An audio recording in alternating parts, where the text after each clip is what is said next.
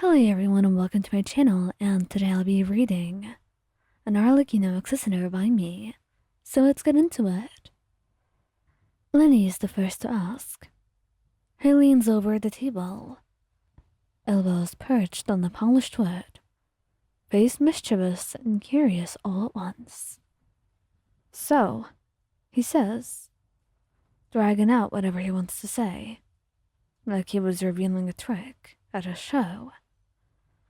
Are you and father getting married? You nearly choke on your tea. Lynette does not look up from her book. You're being nosy again. I'm being observant. He corrects, dramatic. There is a difference.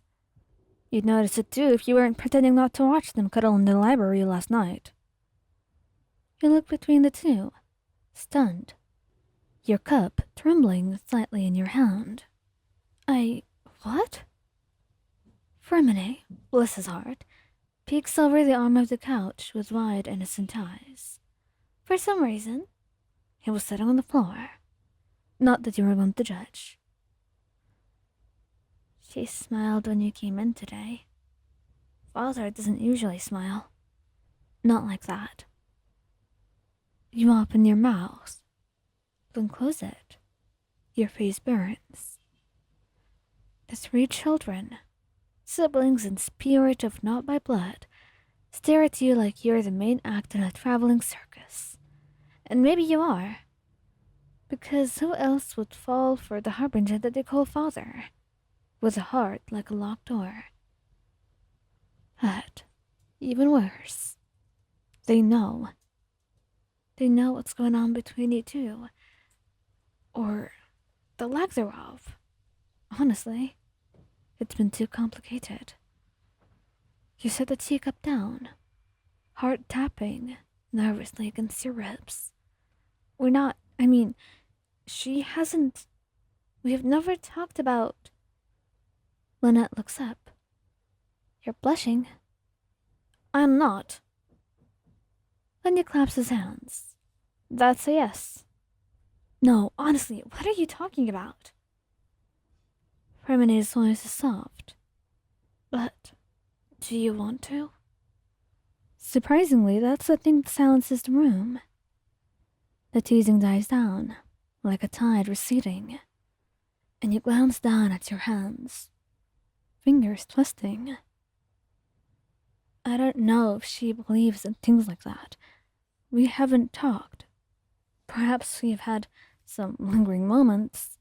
Maybe we have held hands before, but it's never been official. And truthfully, that's the hardest part. Arlecchino is not romantic in the traditional sense. She does not write poems or leave flowers at your door. But she sharpens your blade before missions. She lets you sleep in her bed, even when she's working late. She touches your face like it's fragile and sacred. She has not said the words, but she's shown her love in every way that mattered.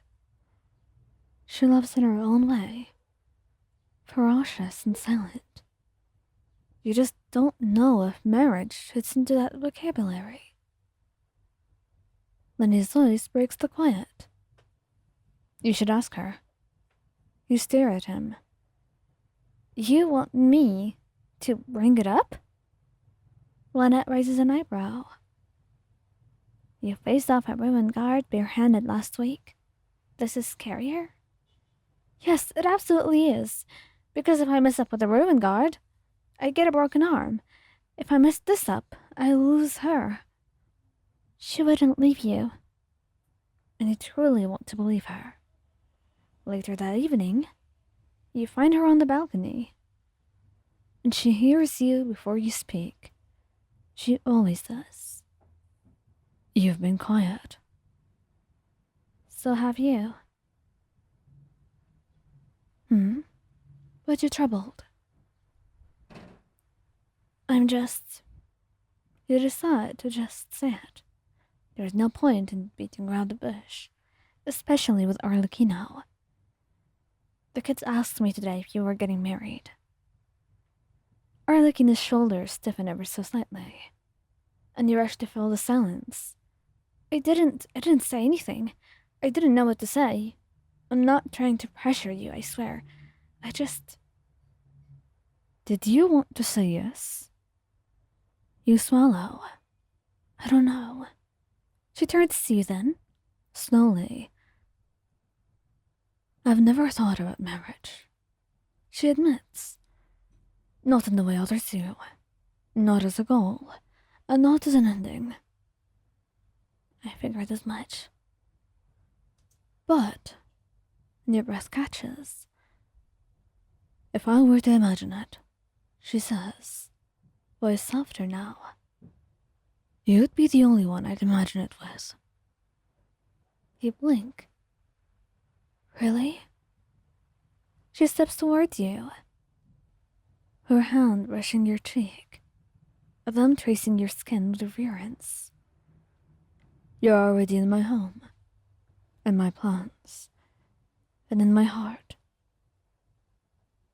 A smile goes to her lips. You'd be a fool to think otherwise. I even let you wear my coat. You half laugh, choked and warm. Well, it's quite comfy. She smirks. It's mine. Possessive? Always. You reach up to touch her wrist, anchoring yourself. So, are we? Are we? She tilts her head. Getting married? You nod. She leans in close, forehead resting against yours. Maybe one day, when we can slow down, when I can promise you more than just this life that we have. Arlecchino, until then, let me show you the kind of love that doesn't need a ceremony to be real. You smile, looking into her eyes. All right. She pauses. But I do want to see Lindy's face when you tell him that we are. And you both laugh. The next morning, Wendy sprints into the dining room, waving a half-burned note. What is this? You were right? Signed, us? You and Arlecchino sip your tea in perfect sync. And Lynette smirks behind her book. Told you. Harmony beams. Do we get to help plan the cake? You glance at Arlecchino, and she says nothing. But under the table, she reaches out and holds your hand. And that's more than enough for now.